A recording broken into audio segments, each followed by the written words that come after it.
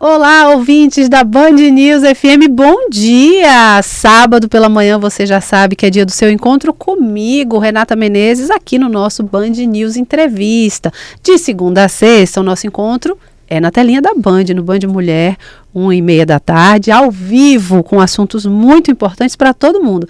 Agora, o sábado você começa comigo, é no seu rádio, enquanto você está organizando aí sua vida, dia de lavar o carro, dia de colocar a vida em ordem. Então, a gente vai juntinho aqui, tá? E hoje a gente vai começar falando de um assunto que eu gosto, eu acho que você também gosta. A gente vai falar de autoestima, a gente vai falar de beleza e de saúde, tudo ao mesmo tempo. Porque eu estou aqui com a doutora Rebeca Sena, que é cirurgiã dentista. E hoje a gente vai falar das tendências de sorriso. Primeiro falar sobre o quanto sorrir é importante e o quanto cuidar da nossa saúde bucal é importante, né, doutora? Bem-vinda. Obrigada, Renata. Um bom dia a todos. Sim, com certeza, o nosso sorriso, ele abre portas, né? A gente costuma até falar que o sorriso, ele pode abrir portas que o currículo, muitas vezes, né, não abriu. Então, autoestima é bem-estar e também saúde. Sim, com certeza. E assim, para além da saúde bucal, né, cuidar dos dentes, visitar o dentista regularmente, de 6 em 6 meses, a gente também vive nos últimos anos assim um olhar mais atencioso para o sorriso, mais cuidadoso. Que tipo de sorriso é esse? Algumas tendências mesmo, né, para o sorriso. Tem uma transformação na maneira como as pessoas têm o desejo de como é que os meus dentes vão parecer. E agora a gente estava conversando antes do programa começar, viu, gente? E é por isso que eu já estou mais ou menos entendendo que tem uma tendência aí desse sorriso mais natural, né, doutora? Explica pra gente um pouco sobre esse caminho todo aí que a estética na odontologia vem percorrendo. Sim, com certeza, Renata. É algo muito bom, né? Porque o nosso bem-estar, ele vem em primeiro lugar e a naturalidade, ela nunca vai sair de moda. Então, acho que talvez a gente esteja chegando aí um caminho muito mais de preservação, né, muito mais de saúde, desenvolver e trazer, transformar sorrisos, né, não com o objetivo de colocar algo artificial, colocar um produto, colocar algo ali na boca do paciente que venha muitas vezes, né, até prejudicar a sua saúde e que não tenha longevidade. Então, a odontologia, assim como você pode observar em outras áreas, tem mostrado muito a questão da naturalidade, do bem-estar, né? Você vê essa onda também em relação a fazer atividades físicas. Então, na odontologia também não é diferente, né? A gente está ali nesse caminho mais da naturalidade e desenvolver algo muito mais harmônico para o rosto do paciente. E como é que faz isso, né? Eu fico muito curiosa, talvez você aí de casa, você está no seu rádio, está ouvindo a Band News FM, você já tenha se perguntado isso. A gente está aqui conversando sobre odontologia, sobre beleza estética, né, dos nossos dentes. Eu estou com a doutora Rebeca Sena. Como é que o dentista, qual é a técnica que o dentista, o especialista usa para entender qual é ali o caminho que vai deixar esse sorriso mais harmônico com o rosto do paciente, da paciente, e mais natural? Sim, Renata, hoje trabalhamos com a parte das lentes, né, as lentes de contato em resina e porcelana. Você consegue trazer ali, desenvolver um sorriso harmônico para o paciente, né? E anteriormente teve um boom aí em relação aos dentes, né? Dentes muito brancos, chama atenção, e hoje não, é preservar a estrutura dentária, colocar um procedimento ali que, assim, realce a beleza do paciente, né? Como se fosse uma maquiagem. Assim como a maquiagem ele tem o poder de transformar, tem o poder de realçar. Então, as lentes em resina, né, hoje está sendo, digamos que um procedimento ouro, né, para odontologia, no sentido de conseguir preservar a estrutura dentária sem causar nenhum tipo de dano, né, e realçar a beleza do paciente. Sim. Aí eu queria saber mais um pouco sobre essas lentes, né? Como é que é a aplicação? Porque vou falar agora como pessoa leiga que não entende nada, tá? Talvez representando você que está escutando a gente ou acompanhando pelo nosso canal do YouTube. Tem alguns procedimentos que eu imagino que tenham algum desgaste ali do dente para colar aquela lente, enfim, aquele outro material que vem para deixar aquele dente bem branquinho. É essa tendência que está desaparecendo um pouquinho quando você fala de preservar a estrutura mais natural dos dentes? Isso mesmo, através de procedimentos minimamente invasivos, né? Hoje a gente tem dois tipos, né? lente em resina e lente de porcelana. A diferença está na questão do material. A porcelana é necessário ter ali um mínimo desgaste, né, no dente do paciente, para que venha um material, né, e a gente cole por cima. Então, aquele material, a porcelana, ela vai para o laboratório, ela é confeccionada fora, né, e depois ela vem e a gente cimenta. Há uma necessidade de um mínimo desgaste. Hoje é bem menos comparado antigamente, mas ainda há a questão desse desgaste. Já as lentes em resina, não há necessidade de desgaste. Então, é algo que você preserva muito a estrutura do seu dente. Uma vez que você remove, o seu dente vai estar lá, né, intacto, sem esse desgaste. Isso faz muita diferença, né? Todo mundo pode fazer esse tipo de procedimento ou tem alguém que não tem essa indicação, algum tipo de paciente? Bom, existem algumas limitações, por isso que é necessário uma consulta inicial, né? Que a gente consiga observar ali a questão da oclusão do paciente, né? A forma dele morder, se não há nenhum algo parafuncional, digamos assim, se o paciente ele tem um hábito de morder algo, sabe? Muitas vezes o paciente, eu tenho um hábito de roer a unha, né? Tem um hábito de pegar o bocal da caneta e colocar. Então, a gente consegue ali observar nessa consulta inicial como é, né, a questão da higienização do paciente, se ele tem algum tipo de hábito parafuncional e se ele tem essa má oclusão. A partir daí, a gente consegue montar um diagnóstico se realmente ele está apto para receber aquele tipo de material no dente, porque uma vez que você coloca, há uma necessidade de você cuidar.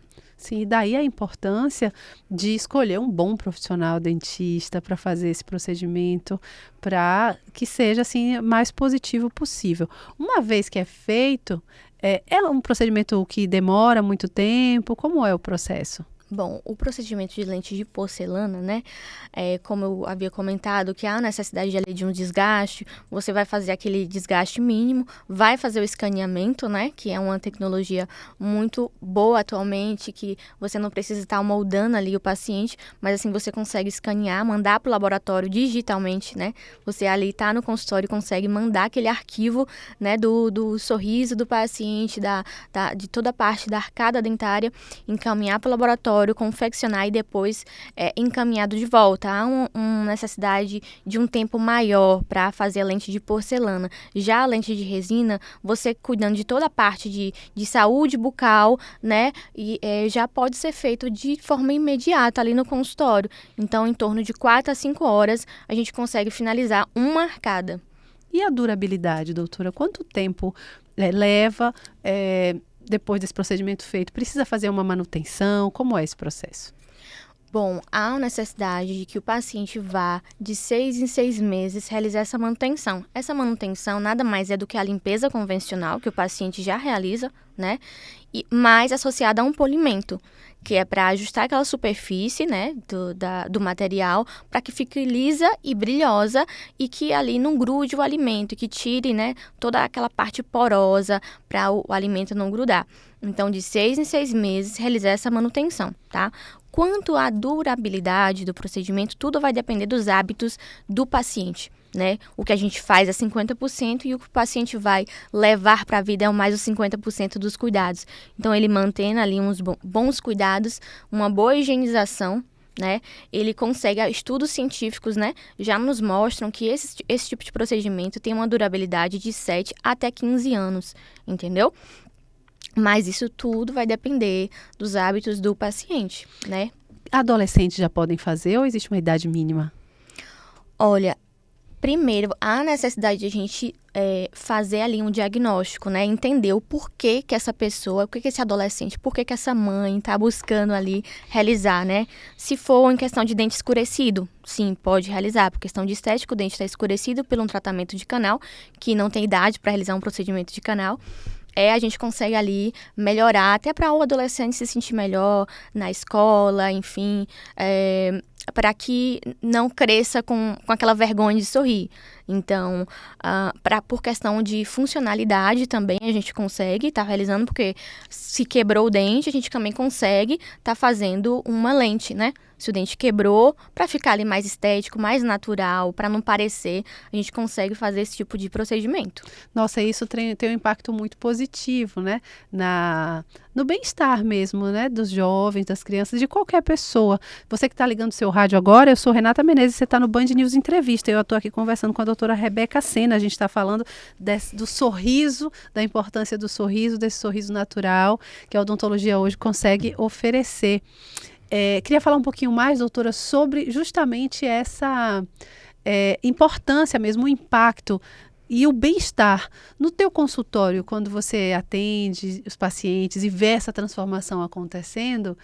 Qual é a tua sensação? Como é perceber assim, a mudança para os pacientes depois dos procedimentos? É incrível, eu costumo falar que é o melhor momento, quando a gente finaliza o procedimento, que eu dou o espelho, que o paciente, ele se olha, ele fica feliz, assim, missão cumprida, né, atingir ali o nosso objetivo, né, que é desenvolver aquele sorriso, mas não só isso, né, o que eu fico mais feliz é quando eles nos dão um feedback falando que voltei a sorrir no trabalho, consegui um emprego, entendeu? Então, vai muito além da questão estética, né, mas na parte de confiança, da autoestima, do relacionamento e das oportunidades de trabalho que surgem, né, após esse procedimento. Ai, com certeza faz muita diferença, porque quando a gente está se sentindo bem com a gente mesmo, a gente fica mais autoconfiante, não tem jeito, né? Tem uma mudança muito grande. Como é que você vê, assim, as tendências dentro desse universo da odontologia para o futuro? Ainda mais tecnologia nesse cuidado, né, ligadas a essas questões estéticas? Com certeza, Renata.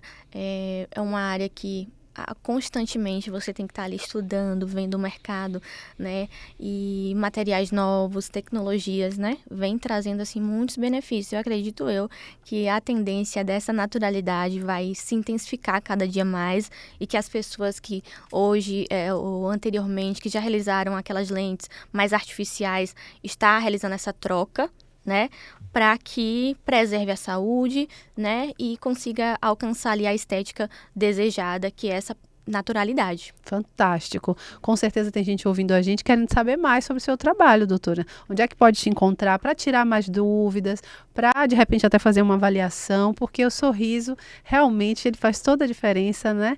E ele pode mudar a nossa relação com o nosso corpo, com tudo na vida. Então, onde é que pode te encontrar para continuar essa conversa? Com certeza, o sorriso ele abre portas, né? Estamos localizados no CEO Salvador Shopping, na Avenida Tancredo Neves, 2539, tá? Oral Regale. Podem também estar nos localizando através das redes sociais, né? Eu vou estar passando aqui o meu Instagram pessoal, tá? Claro, E também fala pra gente. profissional. dra.rebecsena. Tá? Vou falar de novo. Então, @dra.rebec, só o C, não tem o A, Isso, Sena. Tudo junto. E você exatamente. pode continuar acompanhando os conteúdos, aprendendo muito sobre saúde bucal. É super importante. Aproveita final de ano, vai fazer seu check-up, sua revisão de saúde. Aproveita para dar uma passadinha no dentista para ver se está tudo bem. É muito bom a gente cuidar da nossa saúde. Doutora, muito obrigada pela sua presença aqui. É sempre um prazer falar com você aqui. Volte sempre. Bom Com certeza. trabalho. Obrigada. E até a próxima. Até a próxima. Bom sábado. Para todos nós. Você continua aqui comigo, tá? A gente tem mais convidados especiais. Nosso programa está mais longo. Hoje eu ainda tenho mais 2 convidados. Então não saia daí que o Band News Entrevista volta já já.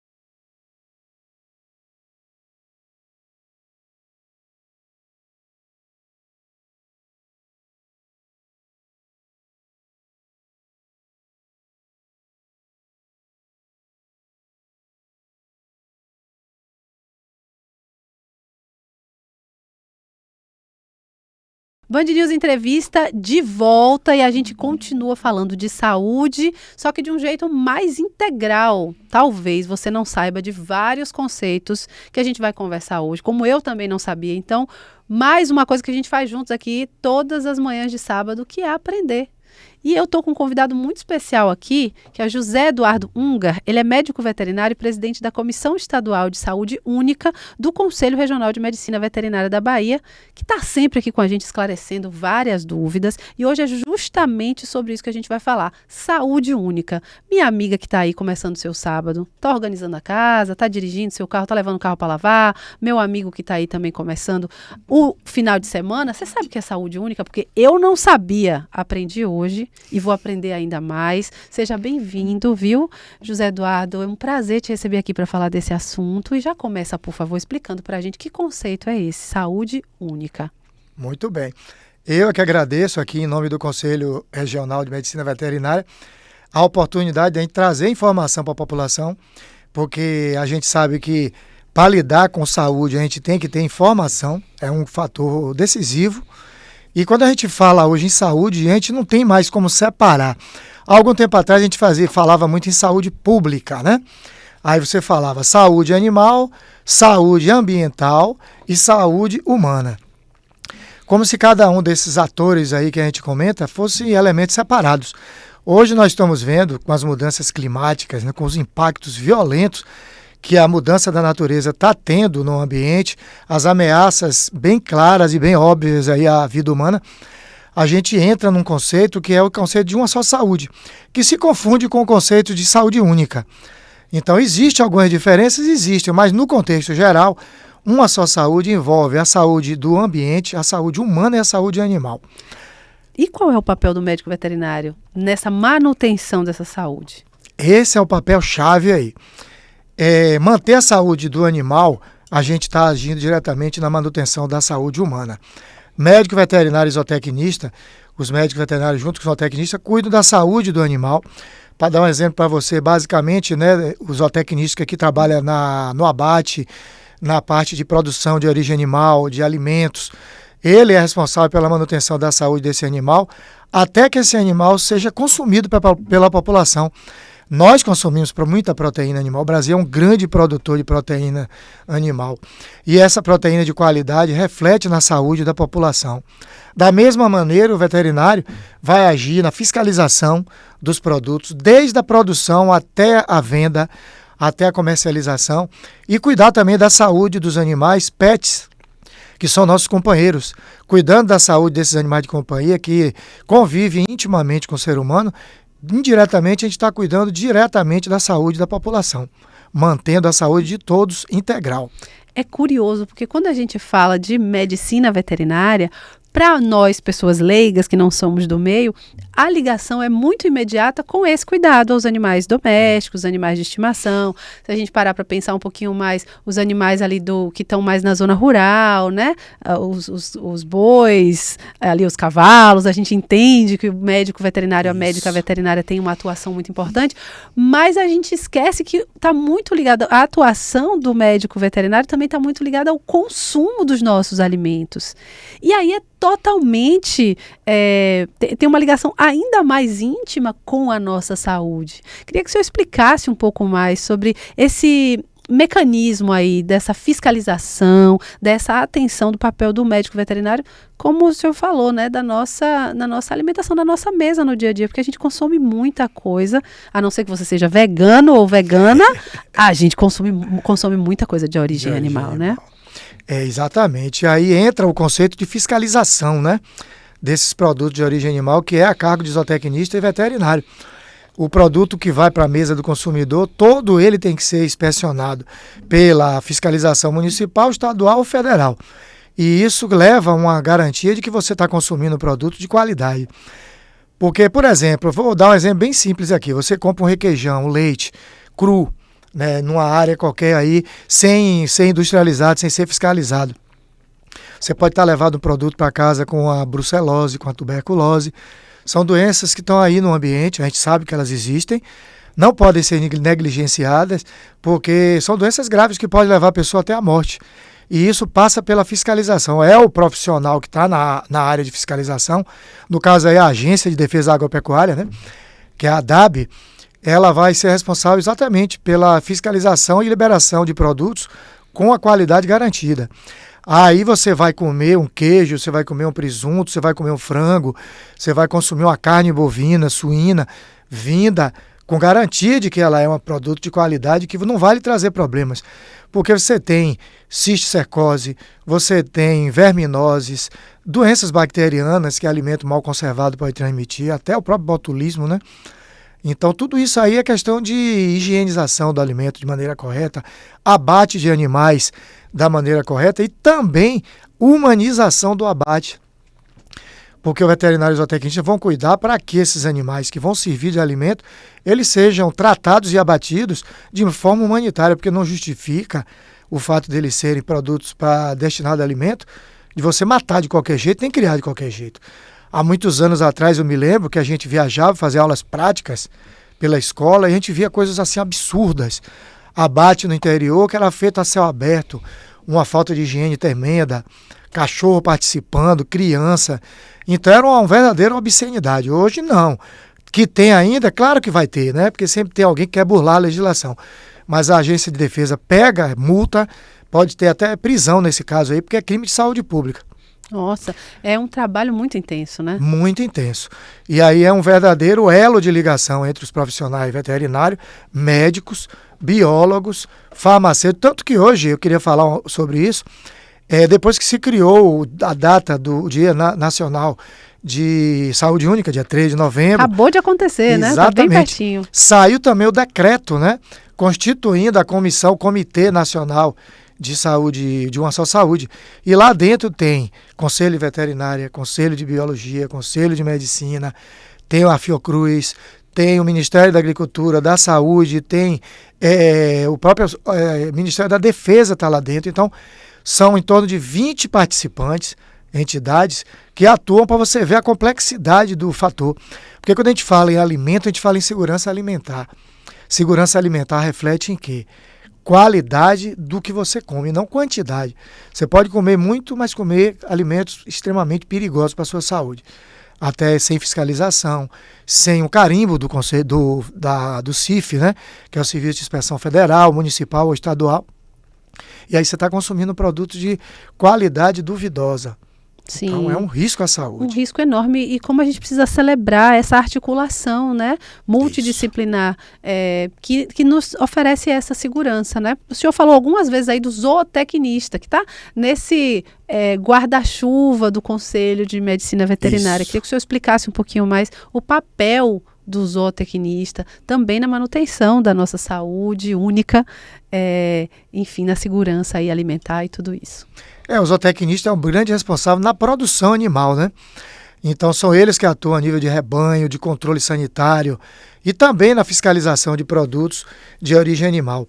O veterinário, o médico veterinário, ele trabalha também como médico, como profissional de saúde. Então ele tem habilidade pela resolução, pela lei 5.517, está dentro do leque de atribuição do veterinário, as ações de medicina. Tanto que a gente hoje fala de medicina como uma medicina única. Quando a gente fala em medicina veterinária, medicina humana com as suas especializações. Então a medicina veterinária é uma medicina. Só que a gente não faz só o papel do médico, a gente faz papel de fiscal, a gente faz papel de pesquisador, faz o papel de colaborador nas pesquisas que envolvem médicos e profissionais de outra área. Então, é um dos papéis, inclusive, do Comitê Nacional de Saúde Única, elaborar políticas,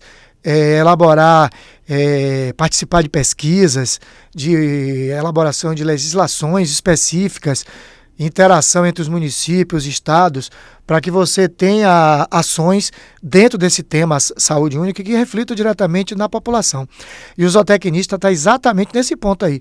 Qualidade do produto que se consome e humanização do rebanho. Hoje você tem criações de boi que o animal é rastreado desde o nascimento até o abate, chegar a carne no açougue. Você tem como saber toda a direção, todo o procedimento que foi feito com esse animal. Medicamentos que utilizou, vacinas, qual foi a idade que esse animal foi abatido, peso no abate, qualidade da carcaça no abate. Então são muitas informações para você ter certeza de que aquilo que você está comprando no mercado é um produto confiável. E agora vamos falar então das zoonoses, que Vamos. estamos falando de zootecnia, e a gente que é leigo escuta essa palavra. Mas assim, garanto que mais da metade de quem está ouvindo a gente aqui não sabe exatamente o que é e qual a importância também dessa atenção para a nossa saúde. Zoonose é um conceito complexo muito, porque nós falamos em doenças que os animais podem transmitir para a espécie humana. Para você ter uma ideia, das doenças que estão aí hoje, em torno de 65% a 70% são de origem zoonótica. Nossa. Esporotricose, raiva, tuberculose, brucelose. Então são doenças que vêm dos animais. Para o homem. E eles não têm culpa de transmissão, né? As zoonoses aceleram a sua transmissibilidade quando a gente invade o ecossistema.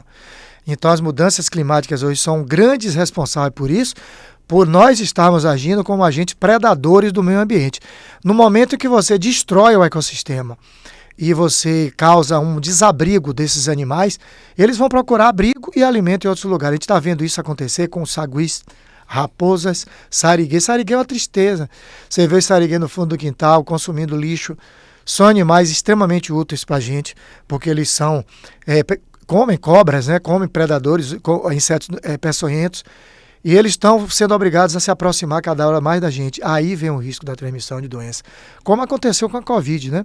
Ficou a suspeita do morcego, ficou aí a história, e nós sabemos hoje que as aves migratórias são um grande risco para a humanidade, por questão da gripe aviar. Então nós temos aves que viajam hoje, por exemplo, de um continente para o outro. E elas transmitem involuntariamente, né, porque elas se alimentam de materiais lá e vêm, pousam aqui no continente da gente, nas praias principalmente, e elas podem estar trazendo doenças aí, a gripe aviar, e isso pode se transformar numa nova pandemia. A gente tem que ter muito cuidado. A Covid veio desse jeito, nós temos a raiva, temos a esporotricose, que se tornou um problema de saúde pública, ou saúde única, muito grande, onde o gato transmite a esporotricose, mas ele é vítima da esporotricose porque ele pega, adoece e transmite. E a esporotricose, para você ver como as mudanças atuam. A esporotricose era uma doença ocupacional, transmitida principalmente por perfuração de espinhos, traumas durante o trabalho na agricultura, porque o fungo habitava o ambiente. De repente, esse fungo se adaptou ao corpo do gato, passou a habitar o animal e causar doença no gato. E o gato passou a ser um transmissor para a espécie humana. A raiva, da mesma maneira. Você tinha antigamente uma preocupação gigantesca com cães e gatos, a raiva urbana. A raiva, agora, a nossa grande preocupação é morcego e raposa. Ah, mas morcego sempre existiu, mas não dentro da área urbana. Os morcegos foram desabrigados. O ecossistema de Salvador foi praticamente dizimado, né? Paralela, as áreas verdes de Salvador estão sendo paulatinamente dizimadas, e esses morcegos estão vindo habitar a casa da gente. Entram atrás de fruta na sua fruteira, na cozinha, eles vêm beijar suas flores no jardim, e ainda tem gente que bota aqueles garrafinhas com água e açúcar. Maria, não pode. Para o beija-flor, e o beija-flor de noite não vai ser beija-flor, vai ser morcego.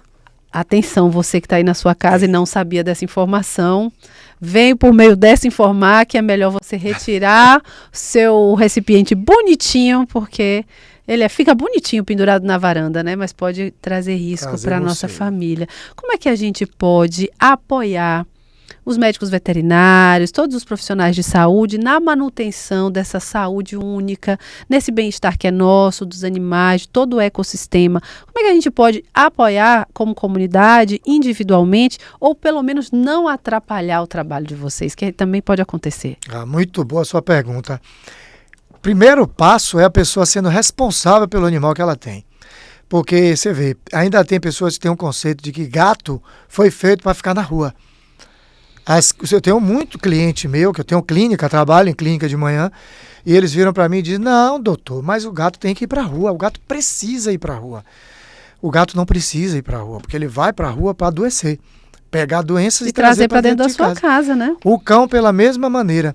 E aí vem o conceito de vocês terem posse responsável. Hoje a gente chama de tutor, Tutoria, não de dono, né? É. Você tem uma tutoria sobre o animal, ele é sua responsabilidade. Então, castrar, vacinar, vermifugar, cuidar do bem-estar, da saúde e vigiar seu animal é sua responsabilidade. Muito bem. Aí fica o nosso dever de casa. Nesse sábado tá dando a geral aí na casa, no carro. Aproveita e dá uma geral nos animaizinhos. Vai dar uma olhadinha se tá tudo bem, que é importante para a saúde não só sua, da sua família, mas de todo mundo, de toda a comunidade. Quero agradecer demais.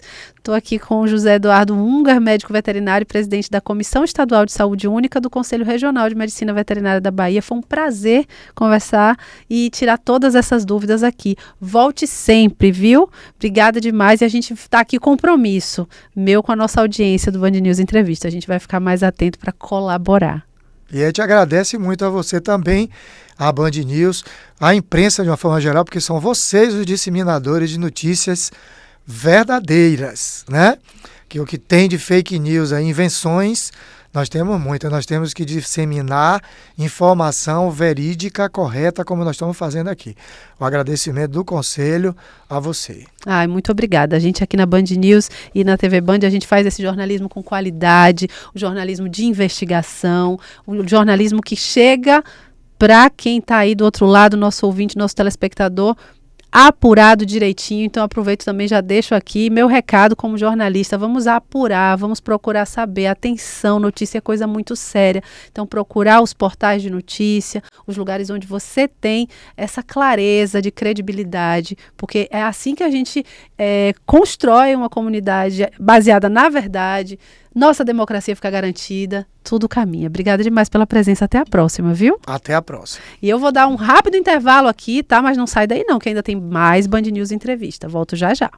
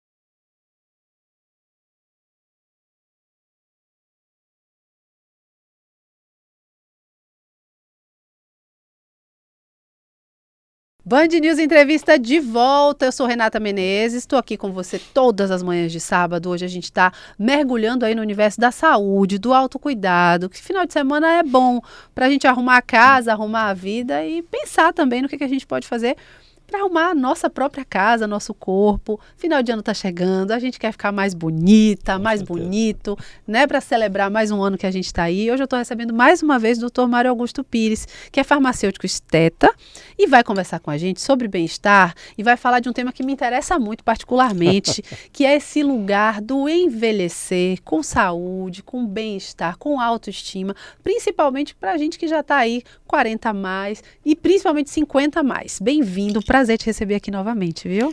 Obrigado, Renata, a satisfação é nossa. Bom dia aos nossos ouvintes, bom dia à nossa audiência. E estamos aqui novamente para tratar de um assunto que também é do meu interesse, né? Que é da geração 50 a mais. É isso, doutor Mário, ele chega aqui com essa voz de radialista para explicar tudo para a gente e eu queria começar por aí. Essa nossa geração, a sua geração, é uma geração que é muito diferente da referência que a gente tinha quando éramos crianças, né? Uma pessoa de 50 anos hoje é muito diferente de uma pessoa de 50 anos há 50 anos atrás. O que mudou? Com certeza. Eu acho que nós procuramos ter mais cuidado com a nossa saúde, em todos os aspectos, né?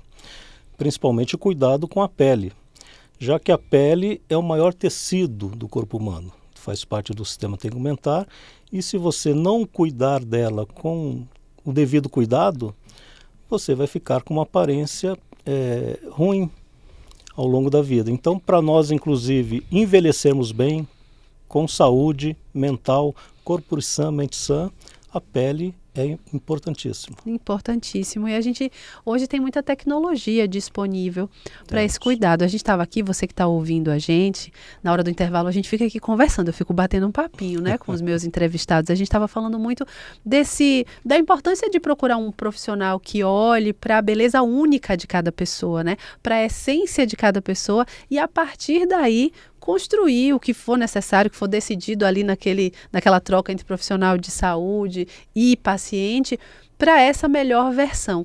Por conta disso, falando desse caminho, a harmonização facial, ela gera muita dúvida entre as pessoas. Especialmente esse público 50 a mais, que é um público que acho que procura um pouco mais do que talvez, não sei, já é uma outra pergunta, as pessoas mais jovens. Então, eu queria que você falasse um pouquinho desse universo da harmonização e o que ela pode fazer para o bem-estar, para a autoestima das pessoas, especialmente nessa faixa etária. Como você disse, hoje os pacientes 50 a mais são pacientes que possuem mais exigência, né? Com a sua aparência, com seus cuidados e até com os produtos que serão utilizados. A abordagem dos pacientes são totalmente diferentes, dos jovens ou dos mais velhos, né? Por exemplo, se eu tenho um paciente jovem, eu tenho uma conduta ali de 3 pilares. Eu posso fazer a miomodulação, usar uma toxina botulínica logo de cara, né, para evitar aquelas ruguinhas dinâmicas que começam a aparecer. Depois eu posso fazer preenchimentos pontuais e, por fim, a gente faz um bioestimulador de colágeno, por exemplo. Isso é simples e resultados quase que imediatos para o público mais jovem que quer fazer uma saúde preventiva dessa pele, um cuidado preventivo. Para os pacientes mais idosos, né, 50 a mais, eu já tenho uma abordagem totalmente diferente, porque eu tenho que cuidar, fazer um manejo inicial daquela pele, tá? Então vou trabalhar com condicionamento, abrindo parênteses, né, nós perdemos colágeno a partir dos 30 anos de idade, praticamente 1% a cada ano. Então, o nosso organismo vai perdendo essa memória de produzir colágeno, eu tenho que incentivar novamente como que esse organismo vai produzir colágeno, que seria a base da saúde desse tecido tegumentar. Então, primeiro, eu chego a um paciente 50 a mais, eu vou condicionar essa pele. Depois do condicionamento é que eu vou fazer um tratamento. Depois de um tratamento, né, eu vou verificar todos os tecidos. A nossa pele tem mais de 10 tecidos. E todos envelhecem de maneiras diferentes. E em cada indivíduo, de maneiras diferentes. Então, nós temos que fazer uma abordagem individual bem criteriosa. Aí sim, eu vou fazer um tratamento, depois eu faço um refinamento e depois a gente vai fazer as manutenções. Então, o paciente 50 a mais é aquele paciente recorrente. Ele tem que conhecer o profissional, confiar no profissional, iniciar aquele tratamento e permanecer. É um tratamento longo. Isso me faz pensar numa coisa que eu acho que a gente está vivendo hoje, doutor Mário, um tempo de muito imediatismo. Isso. E com as redes sociais também. Eu brinco que o paciente é impaciente. Eu imagino que deve chegar muito, muito paciente impaciente, porque, inclusive com o uso das redes sociais, os filtros, a gente tem mais referência de outros rostos, de outras pessoas do mundo inteiro o tempo todo, coisa que a gente não tinha antes das redes sociais, né? A gente poderia até conhecer pessoas diferentes em determinados contextos, mas a gente ficava mais próximo ali das nossas pessoas, ou as pessoas que a gente via no cinema, na televisão. Hoje em dia, o acesso às redes sociais e a maneira como a gente projeta a nossa imagem nas redes sociais cria outras camadas de relação com o próprio corpo, com a autoimagem, e também porque o filtro passa rapidinho, né? Com o filtro a gente fica rapidinho diferente. O procedimento estético, quando ele é feito de maneira responsável, ele tem a ver com cuidado e ele é um processo. Exato. Então, eu queria lhe perguntar como é que faz para lidar com esses pacientes impacientes e com essas demandas que chegam, às vezes até um pouco irreais, por conta dessa distorção de imagem que eu acho que as redes sociais estão fazendo, estão proporcionando para todos nós, independente da idade, assim, tem um impacto muito grande na relação que a gente tem com a própria imagem, porque é como se a gente passasse o tempo todo se olhando no espelho, coisa que a gente não fazia, que essa pessoa que tem 50 anos hoje, com 20 anos não fazia. E que os nossos jovens de 20 anos fazem. Enfim, é uma mudança muito grande. Então, eu queria entender como é que está lá no consultório a impaciência desses pacientes. Então, Renata, os pacientes, como eu falei, são bastante críticos, né, hoje.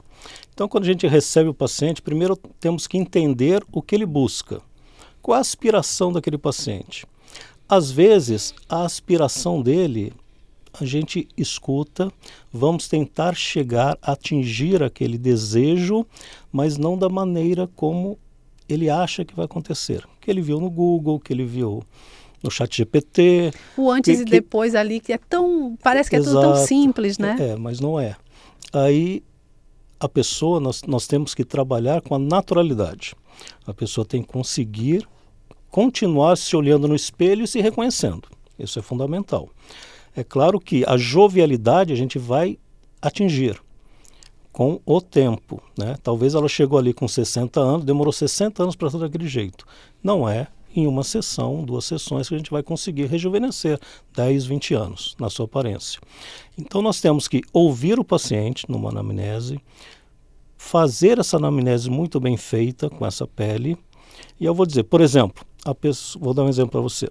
Eu recebo um paciente, ela fala assim, esse bigode chinês não me pertence, eu quero tirá-lo, eu quero preenchê-lo. Ela já dá até o nome do produto. Até o nome do procedimento. já falo. Só aplica tudo bem. Aqui. Aí eu tenho que entender o quê? Não é isso que ela quer, porque isso não dá para fazer, né? O que nós temos que fazer? Olha, você está querendo melhorar a qualidade da sua pele, tratar essa sua pele, para após o tratamento, o bigode chinês não será um problema, porque ele irá diminuir, né? Então a gente vai chegar lá, só que há um processo para isso. Primeiro, como eu falei, a gente condiciona a pele, trata a pele. Por quê?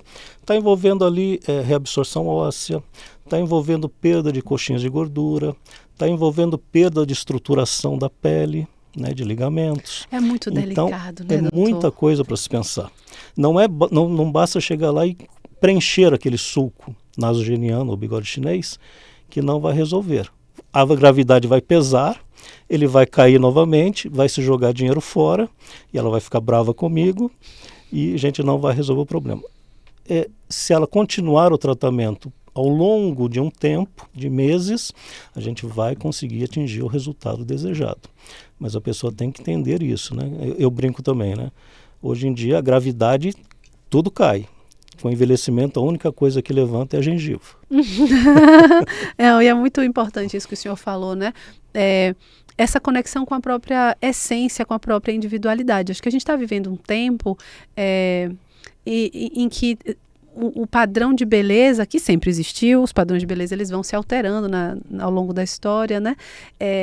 Ele chegou num momento em que a gente vê algumas pessoas com rostos até parecidos. E isso é um pouco problemático se a gente for pensar que a nossa individualidade, o nosso cartão de visita é o nosso rosto.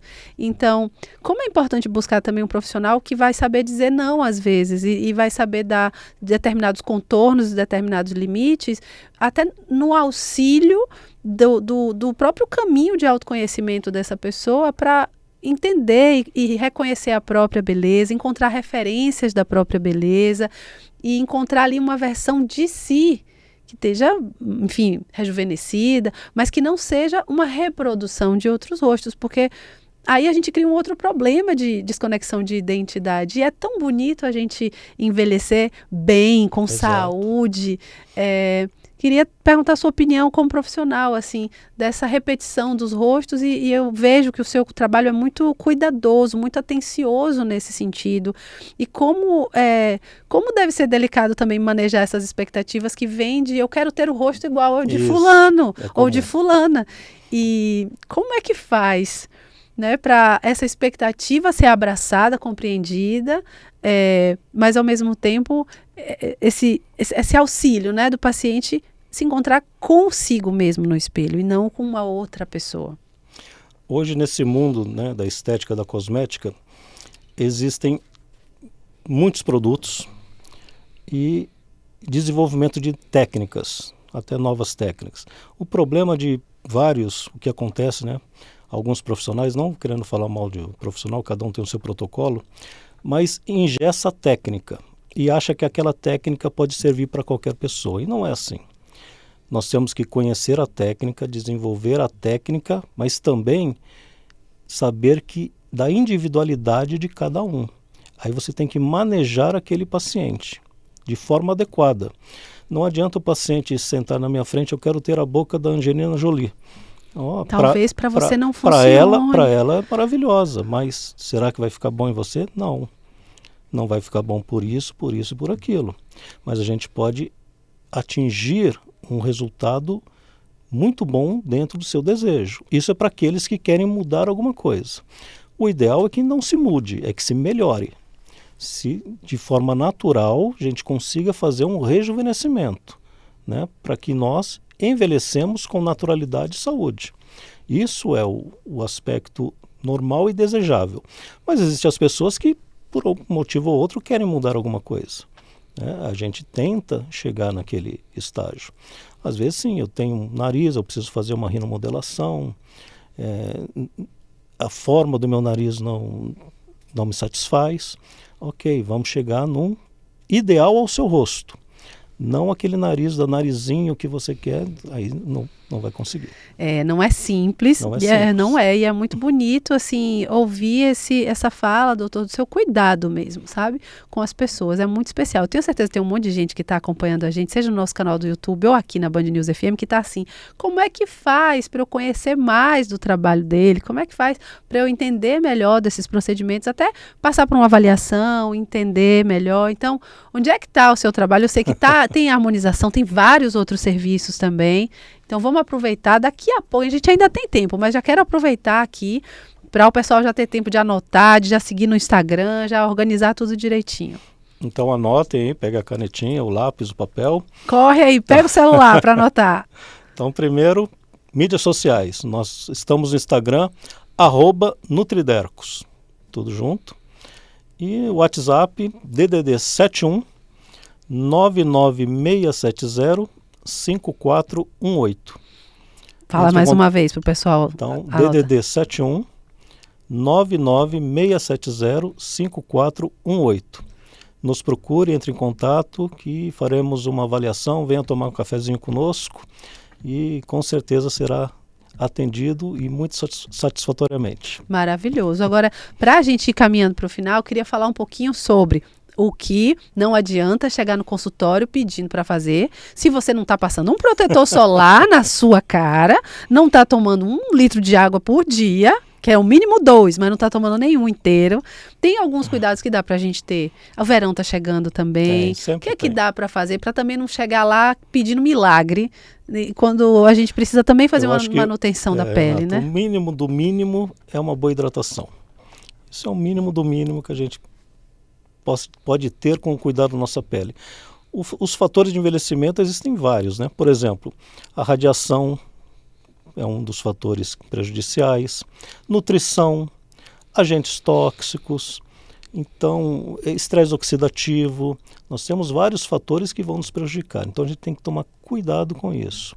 Você, com uma alimentação adequada, bem balanceada, com uma hidratação adequada, isso já vai ajudar e muito o seu processo. Não adianta reclamar da pele, do envelhecimento, se você também não está fazendo nada pelo seu bem-estar, pela sua saúde. Faz toda a diferença, né? Com certeza. Quero te agradecer demais, viu, pela sua presença aqui. Obrigado, Renata. É sempre muito bom quando a gente consegue falar desses temas. Todo mundo quer ficar mais bonito, todo mundo quer cuidar da própria autoestima. Isso é super importante, mas como é importante a gente ter profissionais que vão fazer esse manejo dessas expectativas, desses desejos com responsabilidade, com cuidado, para ajudar esse processo a acontecer. Então é sempre muito bacana te receber aqui para a gente falar sobre isso, falar sobre beleza, porque beleza é um lugar que nos pertence a todos nós e a todas nós.